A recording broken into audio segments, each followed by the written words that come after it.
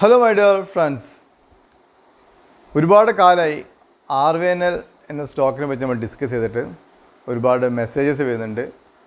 RVNL ഇപ്പോൾ എന്ത് ചെയ്യണമെന്ന് ചോദിച്ചിട്ട് 675 വരെ ഹൈ പോയിട്ട് സ്റ്റോക്ക് ഏകദേശം 50% കറക്ഷൻ വന്ന് 329 330 റേഞ്ചിലാണ് ഇപ്പം ട്രേഡ് ചെയ്യുന്നത്. സോ ഇതുവരെ കിട്ടിയ ചാൻസിൽ നമ്മൾ സ്റ്റോക്ക് കൊടുക്കാൻ പറ്റിയില്ല എന്നുള്ള ടെൻഷൻസാണുള്ളത്. അത് ഈ RVNL എന്ന കേസിൽ മാത്രമല്ല, ഒട്ടുമിക്ക സ്റ്റോക്കിലും തീരെ പ്രതീക്ഷിക്കാതെയുള്ള അടിയാണ് വന്നത്. ഒട്ടുമിക്ക സ്റ്റോക്കും 30-40% അതിൻ്റെ ഇയർ ഹൈയിൽ നിന്ന് താഴെ നിൽക്കുകയാണ്. RVNL പറ്റി പറയുമ്പം ഒട്ടുമിക്ക ബ്രോക്കറേജ് ഫേംസും ഒരു സെൽ റെക്കമെൻഡേഷൻസ് RVNL കൊടുത്തുകൊണ്ട് നിൽക്കുകയാണ്. നല്ലോണം ഓപ്പറേറ്റേഴ്സ് മാക്സിമം ശ്രമിക്കുന്നുണ്ട് RVNL ഒരു 270-280 ലെവലിൽ കൊണ്ടുവരാൻ വേണ്ടിയിട്ട്. പ്രധാനപ്പെട്ട ആൻറ്റിക് ബ്രോക്കിങ്സ് ഒക്കെ തന്നെ അതിനെ ഡൗൺഗ്രേഡ് ചെയ്യുക ചെയ്തത്. RVNL പ്രസൻറ്റ് സിറ്റുവേഷൻ നോക്കുകയാണെങ്കിൽ PE റേഷ്യോ അങ്ങനത്തെ റേഷ്യോസൊക്കെ നമ്മൾ നോക്കുകയാണെങ്കിൽ അത് ആക്ച്വലി ഓവർ വാല്യൂഡ് ആണ്. അങ്ങനെ കറക്റ്റ് നോക്കുകയാണെങ്കിൽ ഒരു 260-270 ലെവലിലേക്ക് RVNL വരണം. ഇപ്പോൾ ഓവർ PE റേഷ്യോയിലാണ് ട്രേഡ് ചെയ്യുന്നത് എന്നുള്ള പല കാര്യങ്ങളാണ് RVNL പറ്റി പറയാനുള്ളത്. സംടൈംസ് വന്നേക്കാം, കാരണം ഓപ്പറേറ്റേഴ്സ് അത്രയും മാക്സിമം ശ്രമിക്കുന്നുണ്ട് ആ സ്റ്റോക്കിനെ താഴെ കൊണ്ടുവരാൻ വേണ്ടിയിട്ട്. അതേ സമയത്ത് ഡിസംബർ ക്വാർട്ടറിൽ FIS അവരുടെ സ്റ്റേക്ക് ഇൻക്രീസ് ചെയ്യുക ചെയ്ത് 5% സ്റ്റേക്ക് ഉള്ളത് 5.05% സ്റ്റേക്കായിട്ട് ഇൻക്രീസ് ചെയ്യുക ചെയ്ത്. കേവലം 0.76 മാത്രം സ്റ്റേക്ക് ഉണ്ടായിരുന്നു RVNL നമ്മൾ ഫസ്റ്റ് റെക്കമെൻഡ് ചെയ്യുമ്പോൾ. നമ്മുടെയൊക്കെ എല്ലാം ഭാഗ്യം എന്ന് പറയുകയാണെങ്കിൽ അതിനെ യങ് ഏജിൽ സ്പോട്ട് ഔട്ട് ചെയ്യാൻ സാധിച്ചുള്ളതാണ് നമ്മൾ ഓരോ ഇൻവെസ്റ്റേഴ്സിൻ്റെ നേട്ടം. ഇനി അത് ഇൻ ബിറ്റ്വീൻ നമുക്ക് കൊടുക്കുക, താഴെ വാങ്ങാം. ഇപ്പോൾ 620 കൊടുത്ത ആൾക്കാർ എനിക്കറിയാം, 650 കൊടുത്ത ആൾക്കാരറിയാം, 550 കൊടുത്ത ആൾക്കാരറിയാം. അവർക്കൊക്കെ ഇപ്പം വാങ്ങുകയാണെങ്കിൽ നമ്പർ ഓഫ് ഷെയർസ് കൂട്ടി വാങ്ങാൻ സാധിക്കും. പക്ഷെ എന്നെ സംബന്ധിച്ചോളം എൻ്റെ ഒരു ഏറ്റവും പ്രിയപ്പെട്ട സ്റ്റോക്കായാണ്. ഞാൻ അതിന് മേലെ ഒന്നും ചെയ്യാൻ നിന്നിട്ടില്ല. അതെവിടെ വരെ പോകുമെന്ന് പറയാം. എനിക്കറിയാം 675 റുപ്പീസിൽ നിൽക്കുമ്പം PE റേഷ്യോ ഹൈ ആണ്, കറക്ഷൻ വരാമെന്ന് പറയാം. പക്ഷേ ഇതൊരു ബുൾ മാർക്കറ്റ് ആയിരുന്നെങ്കിൽ ആ ഷെയർ ഇപ്പം 900 റുപ്പീസ് മേലെ കോട്ട് ചെയ്തിട്ടുണ്ടാവും. ലാസ്റ്റ് കണ്ട് 2 ക്വാർട്ടർ റിസൾട്ട് മോശമായിരുന്നു. പക്ഷേ മാനേജ്മെൻറ്റിൻ്റെ ഭാഗത്ത് നിന്ന് പറഞ്ഞു അവരുടെ കയ്യിൽ ഓർഡേഴ്സ് എക്സിക്യൂട്ട് ചെയ്യാനുള്ള സമയം നമ്മൾ കൊടുക്കണം. ഫസ്റ്റ് വീഡിയോ RVNL പറ്റി ഞാൻ പറയുന്ന സമയത്ത് 3-4 ഇയേഴ്സ് ബാക്കിൽ ഞാൻ പറയുന്നു അവരുടെ കയ്യിലുള്ള ഓർഡർ അന്ന് 16,000 crores ആയിരുന്നു. അവരതിനെ 1 lakh crore ഓർഡർ ആണ് എക്സ്പെക്റ്റ് ചെയ്യുന്നത്. 2024 ആകുമ്പോഴേക്ക് 2025 ആകുമ്പോഴേക്ക് ഞാൻ പറഞ്ഞു 2025 ആ 1 lakh crores ഓർഡർ ക്രോസ് ചെയ്തു. ഇപ്പോൾ 1 ലക്ഷം കോടി ഓർഡർ കൈവശം വെച്ചിരിക്കുന്ന ഒരു മൾട്ടി ബാഗ് പിക്കാണ് RVNL ഇപ്പോഴത്തെ ലെവലിൽ നിന്ന് ഇനി 270 വരുമോ 280 വരുമോ ഒന്നും എനിക്കറിയില്ല. പക്ഷേ ഇതൊരു 3-4 കൊല്ലം നോക്കിയാൽ മിനിമം ഒരു 1500-1600 രൂപ ട്രേഡ് ചെയ്യേണ്ട ഒരു സ്റ്റോക്കാണ് RVNL. കംപ്ലീറ്റ് മാറി. പിക്ചേഴ്സൊക്കെ മാറാൻ ഒരു പ്രയാസവും നമ്പേഴ്സ് മാറാൻ ഒരു പ്രയാസവും ഇല്ല. വളരെ പ്രോഫിറ്റബിൾ ആയിട്ട് PE റേഷ്യോ വെറും 3, ഇൻഡസ്ട്രി P20 കമ്പനിയൊക്കെ 3-4 ക്വാർട്ടർ റിസൾട്ട് മോശം കാണിച്ചാൽ നേരെ ഓപ്പോസിറ്റ് വരും. നമുക്ക് അനുഭവമുള്ളതാണ്. IOCൻ്റെയൊക്കെ ഈ PE റേഷ്യോ നോക്കുകയാണെങ്കിൽ പെട്ടെന്നാണ് അത് ഇൻഡസ്ട്രി P ഈക്വലൈസ് 16 വന്നത്. കാരണം last 2 quarters extra ordinary 24,000 crores ഒക്കെ കാണിക്കുന്നത് പെട്ടെന്ന് പ്രോഫിറ്റ് കുറഞ്ഞ് 200 crores വന്നു കഴിഞ്ഞാൽ ആ മാറ്റങ്ങൾ EPS ഏർണിംഗ് പെർ ഷെയറിൽ PE റേഷ്യോയിലൊക്കെ കാണാൻ സാധിക്കും. അവിടെയാണ് RVNL ഇമ്പോർട്ടൻസ്. നമ്മളിപ്പം പറയുന്ന അവസ്ഥ ആയിരിക്കില്ല ഈ ഓർഡേഴ്സൊക്കെ എക്സിക്യൂട്ട് ചെയ്ത് കഴിഞ്ഞാൽ RVNL വരാൻ പോകുന്നത്. RVNL സ്റ്റോക്ക് ഈ റെയിൽവേ റിലേറ്റഡ് സ്റ്റോക്കായിട്ട് മാത്രം നിങ്ങൾ കമ്പയർ ചെയ്ത് ഞാൻ എല്ലാ വീഡിയോയിലും പറഞ്ഞ കാര്യമാണ്. റെയിൽ വികാസ് നിഗം ലിമിറ്റഡ് ആണെങ്കിലും അതൊരു ഡൈവേഴ്സിഫൈഡ് മേഖലയിലുള്ള ഒരു കമ്പനിയാണ് RVNL. എനിക്ക് ഉറപ്പാണ് RVNL നെക്സ്റ്റ് LNT ആണ്. LNTക്ക് എൻ്റെ കയ്യിൽ മിസ്സായി പോയതാണ്. അതുപോലെ മിസ്സാവേണ്ടൊക്കെ വേണ്ടി RVNL ഞാൻ ശ്രമിക്കുന്നത്. ഇതുവരെ RVNL എൻട്രി ചെയ്യാത്ത ആൾക്കാർ കുറച്ചും കൂടി വെയിറ്റ് ചെയ്യുക.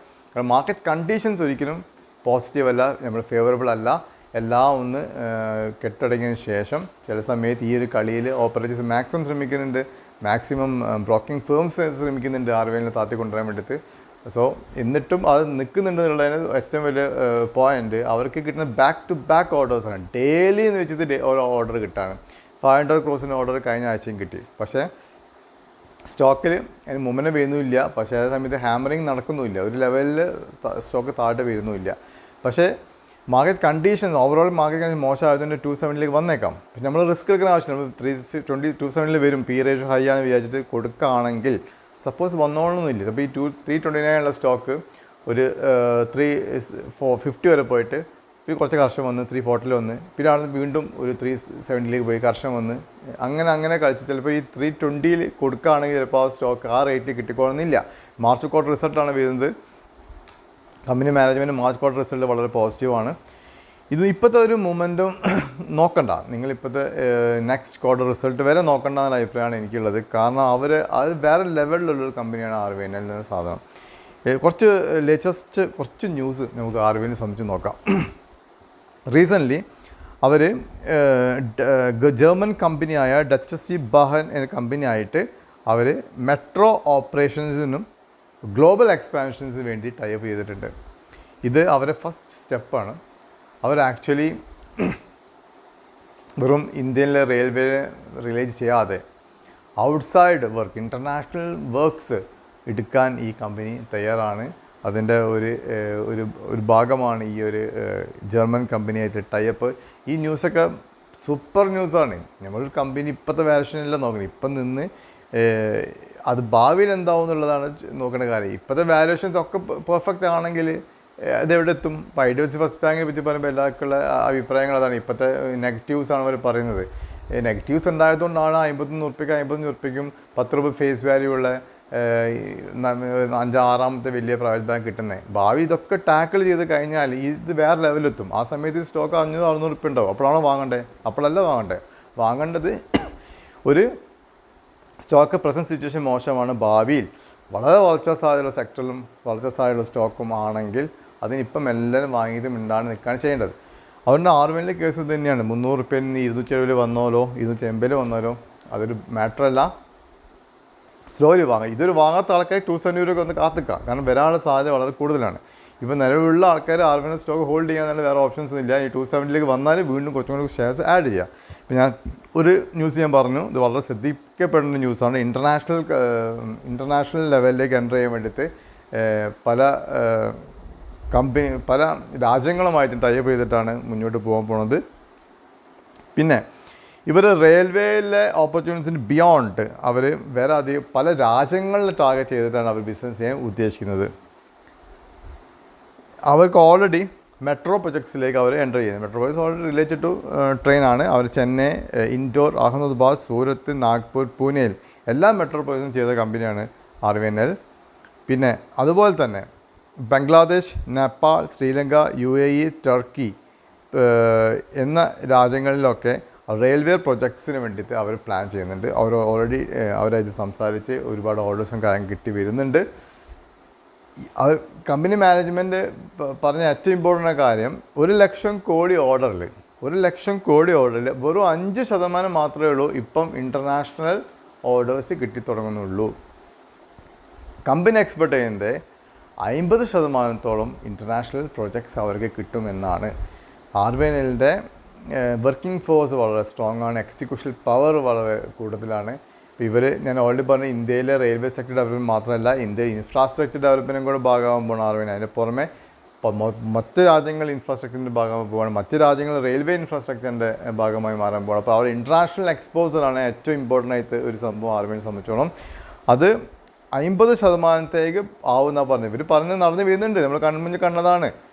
16,000 കോടി ഓർഡറുള്ളപ്പോൾ 1 ലക്ഷം കോടി ഓർഡർ അച്ചീവ് ചെയ്ത് ഇരിക്കുകയാണ് അവരത് എക്സിക്യൂട്ട് ചെയ്ത് കഴിഞ്ഞാൽ അതിൻ്റെ റിസൾട്ട് വരുമ്പം ക്വാർട്ടർ ടു ക്വാർട്ടർ അതിൻ്റെ റിസൾട്ട് വരുള്ളൂ. ഒറ്റയടിക്ക് വരില്ല. കയ്യിൽ ഓർഡർ ഉണ്ടായത് കാര്യമില്ലല്ലോ, എക്സിക്യൂട്ട് ചെയ്തിട്ട് പൈസ മാത്രമേ കാര്യമുള്ളൂ.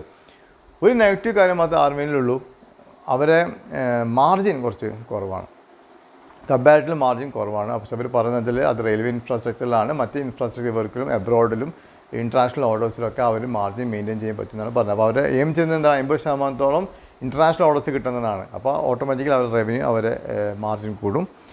പിന്നെ non railway projects, transmission line, solar projects, highways, ഇതിലൊക്കെ കമ്പനി ഓൾറെഡി നല്ലൊരു പങ്ക് വഹിച്ചിട്ടുണ്ട് എന്നുള്ളത് ശ്രദ്ധിക്കപ്പെടേണ്ട ഒരു കാര്യമാണ്.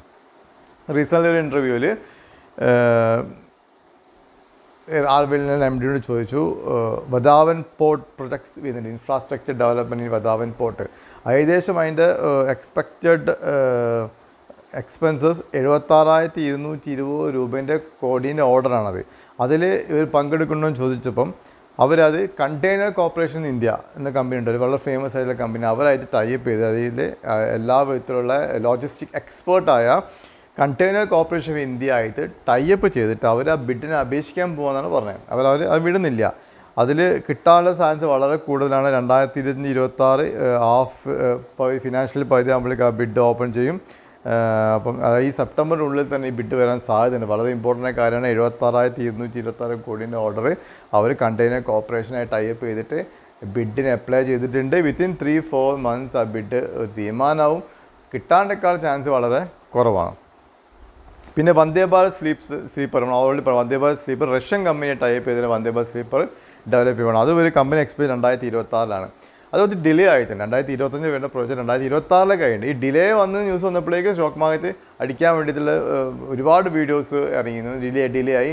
പിന്നെ ഇപ്പം തന്നെ സ്റ്റോക്ക് മാർക്കറ്റ് അടിച്ചതായിട്ട് വരും, ആർമിയിൽ താഴ്ത്ത് വരും എന്ന് പറഞ്ഞിട്ട് ശ്രമിക്കുന്നുണ്ട്. മാക്സിമം ഓപ്പർച്യൂണിറ്റീസ് ട്രൈ ചെയ്യുന്നതുകൊണ്ട് തന്നെ ഇത് ഇനിയൊരു ബുൾ മാർക്കറ്റിലേക്ക് നമ്മൾ എൻ്റർ ചെയ്തിട്ടില്ല. അതിന് മുന്നേ ഒരു അടി വരാണെങ്കിൽ മാക്സിമം ട്രൈ ചെയ്ത് കൊണ്ടുവരും. അതുകൊണ്ട് ഈ ലെവലിൽ ഇത് എൻ്റർ ചെയ്യാത്ത ആൾ വാങ്ങേണ്ട, വെയിറ്റ് ചെയ്യുക. അപ്പോൾ അഥവാ താഴത്ത് കിട്ടാൻ നമ്പർ ഷെയർസ് കൂട്ടി വാങ്ങുമല്ലോ.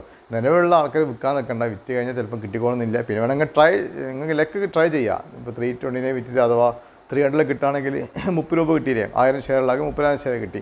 അങ്ങനെ ട്രൈ ചെയ്യാമെന്ന് മാത്രമേ ഉള്ളൂ. പക്ഷേ അങ്ങനത്തെ സ്റ്റോക്കല്ല. അങ്ങനെ ഈ സ്റ്റോക്ക് ഒഴിവാക്കിയിട്ടേക്ക്. ഇത് ഒരു LNT സ്റ്റോക്ക്. LNT ഒക്കെ എൻ്റെ കയ്യിൽ നഷ്ടപ്പെട്ട വേദന ഇപ്പോഴും മാറിയിട്ടില്ല. അതുകൊണ്ട് തന്നെയാണ് ആർവിനെ പറ്റി നിങ്ങൾക്ക് നോക്കിയാൽ മനസ്സിലായി. Back to back orders, 1 lakh crore orders, അവരുടെ ഇൻ്റർനാഷണൽ എൻട്രീസ്, അവരുടെ കയ്യിലുള്ള പ്രൊജക്ഷൻസ് വധമാൻ പോർട്ടിലേക്ക് അവർ അപ്ലൈ ചെയ്യുകയാണെങ്കിൽ അവർ കോടി എത്രയാവും. പിന്നെ അവരെ ഇൻ്റർനാഷണൽ മാർക്കറ്റിലേക്ക് ഉള്ള പിന്നെ റെയിൽവേ റിലേറ്റഡ് അല്ലാതെ നോൺ ട്രാൻസ്മിഷൻ, സോളാർ എല്ലാ പ്രോജക്റ്റിലും എൻ്റർ ചെയ്തിട്ടുണ്ട്. അങ്ങനെ ഒരു ഡൈവേഴ്സിഫൈ ഫീൽഡ് എൻ്റർ ചെയ്യാൻ പറ്റാവുന്നൊരു കമ്പനി കൂടാണ് റെയിൽവേ വികാസ് നിഗം ലിമിറ്റഡ്. ചില കമ്പനിക്ക് അതിന് പൊട്ടൻഷ്യാലിറ്റി ഉണ്ട്, വേണ്ടാണ്ട് എല്ലാ ഫീൽഡിലേക്കും കടക്കും, പൊട്ടിപ്പോവും. പക്ഷെ ഇത് അങ്ങനത്തെ അവസര കമ്പനിയല്ല. അതിന് മാർജിൻ കുറവാനുള്ള മാത്രമേ നെഗറ്റീവായിട്ട് കാര്യങ്ങളുള്ളൂ. എക്സിക്യൂട്ടീവ് പവേഴ്സ് വളരെ ക്ലിയർ ആണ്. ഇനി വരും ക്വാർട്ടറിലാണ് ഈ ഓർഡേഴ്സിൻ്റെയൊക്കെ റിസൾട്ട് കിട്ടുക. ആർവിനെ നിങ്ങൾ ഹോൾഡ് ചെയ്യുക, ഒരു ടെൻഷൻ ഇല്ലാണ്ട് ഹോൾഡ് ചെയ്യുക. വേറെ ലെവലിൽ എത്താൻ സാധ്യതയുള്ള സ്റ്റോക്കാണ് ആർവിനിൽ. ഈ ഇപ്പം 329 രൂപ 35 പൈസയിലാണ് ക്ലോസ് ചെയ്തത്. 647 ഇയർ ഹൈയും 230 ലോ ആണ്. ഈ ആർവിനിൻ്റെ PE റേഷ്യോ EPS ഒക്കെ തൽക്കാലം മാറ്റി വെച്ച് കഴിഞ്ഞാൽ 10 രൂപ ഫേസ് വാല്യൂ ഉള്ളൊരു കമ്പനി, 0.68 ഡെപ്റ്റ് ഉള്ളൂ, കടമുള്ളൂ. പെട്രോസ്കി സ്കോർ 8 ഉണ്ട്. പിന്നെ ഷെയർ ഹോൾഡിംഗ് പാറ്റേൺ നോക്കുകയാണെങ്കിൽ പ്രൊമോട്ടേഴ്സിന് അതിൽ 72.8%, FIS അതിൽ 5.1, 5.05 5.1 ആയിട്ട് ഡിസംബറിൽ കൂട്ടിയിട്ടുണ്ട്. FIS വെറും 0.7 ഉള്ള സ്ഥലത്താണ് ഈ 4-5 കൊല്ലം കൊണ്ട് അവർ 5.1 ആക്കി നോക്കണം. പിന്നെ DAS മ്യൂച്വൽ ഫണ്ട്സും കൂടി 6.17, മൊത്തം 78, 83, 84% സ്റ്റേക്കുകൾ ഇവരെടുത്താണ്. ബാക്കിയുള്ള ഓപ്പറേറ്റേഴ്സിൻ്റെ അടുത്താണ്, റീറ്റെയിലേഴ്സിൻ്റെ അടുത്താണ്. അപ്പം മാക്സിമം റീറ്റെയിലേഴ്സ് എടുത്തുനിന്ന് അത് അവർ തിരിച്ചെടുക്കാനുള്ള സാധ്യതകൾ വളരെ കൂടുതലാണ്. നമുക്ക് നോക്കാം. ഇനിയിപ്പോൾ മാർച്ച് ക്വാർട്ടറിൽ കൂടെ നോക്കണം FIS എന്ത് ചെയ്തെന്ന്. കാരണം നമുക്ക് പറയാൻ പറ്റില്ലല്ലോ. 3 മാസം കഴിയുമ്പോഴാണ് FIS പൊസിഷൻ അറിയാം. FIS ഇപ്പോൾ വിറ്റിട്ടുണ്ടോ ഇല്ലയോ എന്ന് അറിയില്ല. മാർച്ച് ക്വാർട്ടർ റിസൾട്ട് നോക്കാം. പക്ഷേ ഈ കമ്പനി ഒരു സൂപ്പർ കമ്പനിയാണ്. ഇതിനെ കേട്ടാൽ മനസ്സിലായി. ഇത്രയും ലക്ഷം കോടി ഓർഡർ എല്ലാ ദിവസവും അവർക്ക് ഓർഡർ കിട്ടുന്നുണ്ട്. ഇൻ്റർനാഷണൽ ഓർഡേഴ്സ് കിട്ടുന്നുണ്ട്, ഇൻ്റർനാഷണൽ എൻട്രി വരുന്നുണ്ട്. ഇനി വർദ്ധമാൻ പോർട്ടിൻ്റെയും കൂടെ ഓർഡർ കൈവശം കിട്ടിയാൽ ഈ കമ്പനി വേറെ ലെവലിലെ കമ്പനി ആയിരിക്കും. സോ ആർബിഐനുള്ള സ്റ്റോക്ക് നിങ്ങൾ 2028-29 ചില ആൾക്ക് താല്പര്യം ഇഷ്ടപ്പെടുന്നില്ല. ഇങ്ങനെ ലോങ് ടേം ഹോൾഡ് ചെയ്യാൻ വേണ്ടി ആൾക്കാർ ഇഷ്ടപ്പെടുന്നില്ല. സ്വിംഗ് ബേസിലാണ് നിങ്ങൾ കൺസിഡർ ചെയ്യുന്നതെങ്കിൽ ഇത് ഒരിക്കലും എൻ്റർ ചെയ്യേണ്ട. വളരെ പൊട്ടൻഷ്യലുള്ള കമ്പനിയാണ്. ഭാവിയിൽ പിന്നീട് നമ്മൾ റിഗ്രറ്റ് ചെയ്യുക, അയ്യോ അത് 320 ഉള്ളപ്പം കൊടുത്തു, അത് അടിക്കും വിചാരിച്ചിട്ട് പക്ഷേ അടിച്ചില്ല എന്ന് പറയേണ്ട. അപ്പോൾ കൈയുള്ള ആൾക്കാർ ഹോൾഡ് ചെയ്യുക. കൈയില്ലാത്ത ആൾക്കാർ വേണമെങ്കിൽ കുറച്ചും കൂടി കാത്തു നോക്കുക. ഒരു 270 മാക്സിമം ഓപ്പറേറ്റ്സ് കൊണ്ടുവരാൻ സാധ്യതയുള്ള കമ്പനി കൂടിയാണ് ആർവിനിൽ. വളരെ ശോഭനമായ ഭാവിയുള്ള ഒരു കമ്പനിയാണ് ആർവിനിൽ. അവർ എല്ലാ ഫീൽഡിലും റെയിൽവേ ഇൻഫ്രാസ്ട്രക്ചർ നോക്കാൻ എത്ര ഡെവലപ്പ് ചെയ്യാൻ കിടക്കുന്നുണ്ട്, എവിടെ കിടക്കുന്നു. റെയിൽവേ ഇൻഫ്രാസ്ട്രക്ചർ എല്ലാ സ്റ്റോക്കും ഞാൻ ബുള്ളിഷാണ്. റെയിൽടെൽ സൂപ്പർ കമ്പനിയാണ്. ജൂപ്പിറ്റർ വാഗൺസ് നല്ലൊരു കമ്പനി, റിക്കോൺ നല്ല കമ്പനിയാണ്.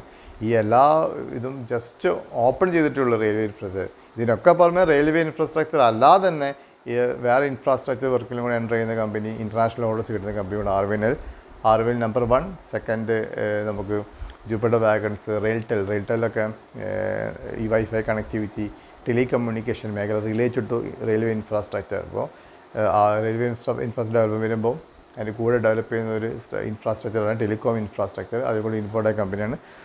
സോ ഇതാണ് ആർമിനെ പറ്റി പറയാനുള്ളത്. ഒരുപാട് മെസ്സേജ് വന്ന് ആർമിയിൽ നിന്ന് ചെയ്യുന്നത്. അപ്പോൾ ടെൻഷൻ അടിച്ചതാണ് നിൽക്കുന്നത്. അപ്പോൾ നമ്മൾ ഇപ്പോഴത്തെ ഒരു മൂമെൻറ്റം ആണ് നോക്കാതെ ഹോൾഡ് ചെയ്യണം എന്നുള്ള ഒരു കാര്യം എനിക്ക് പറയാനുള്ളൂ. ആർമിയിൽ ഞാൻ 30 രൂപക്കും ബുള്ളിഷാണ്, ഈ ഒരു റേറ്റിലും ബുള്ളിഷാണ്. ആർമിയിൽ നമ്മൾ വളരെ യങ് ഏജ് തന്നെ കണ്ടുപിടിക്കാൻ പറ്റിയതിലാണ് നമുക്ക് ഏറ്റവും വലിയ അഭിമാനം കൊള്ളേണ്ടത്. അതിനി ഈ 30 രൂപയ്ക്ക് വാങ്ങിയ സ്റ്റോക്കായി അധികം അടുത്തുണ്ടാവാം. അവരിപ്പോൾ 320 രൂപയ്ക്ക് ഓൾറെഡി എത്ര 10x ടൈംസ് റിട്ടേൺ കിട്ടിയ സ്റ്റോക്കാണ് ആർമിയിൽ ഹോൾഡ് ചെയ്യുക. ഓക്കെ, സോ ആസ് യൂഷ്വൽ ഞാനൊരു സെബി രജിസ്റ്റേർഡ് അനലിസ്റ്റ് അല്ല. അതുകൊണ്ട് തന്നെ സ്വന്തം പഠിച്ച് മനസ്സിലാക്കിയിട്ട്, അല്ലെങ്കിൽ നിങ്ങൾക്ക് ആരെങ്കിലും അഡ്വൈസർ ഉണ്ടെങ്കിൽ അവരോട് ചോദിച്ച് മനസ്സിലാക്കിയിട്ട് മാത്രം സ്റ്റോക്കിൽ ഇൻവെസ്റ്റ് ചെയ്യുക. പുതുതായിട്ട് ആരെങ്കിലും ചാനൽ കാണുന്നുണ്ടെങ്കിൽ സബ്സ്ക്രൈബ് ചെയ്യുക. മാക്സിമം എൻ്റെ ഷെയർസ്, എൻ്റെ വീഡിയോസ് ഫ്രണ്ട്സിന് അയച്ചു കൊടുക്കുക, ലൈക്ക് ചെയ്യുക. എൻ്റെ ഒരു മെമ്പർഷിപ്പ് ഉണ്ട്, അതിൽ ജോയിൻ ചെയ്യാൻ താല്പര്യപ്പെടുന്ന ആൾക്കാർക്ക് എൻ്റെ വീഡിയോൻ്റെ ഇടയിൽ ജോയിൻ ബട്ടൺ ഉണ്ട്. അത് ത്രൂ എൻ്റെ മെമ്പർഷിപ്പിൽ ജോയിൻ ചെയ്യാവുന്നതാണ്. Okay, thank you very much.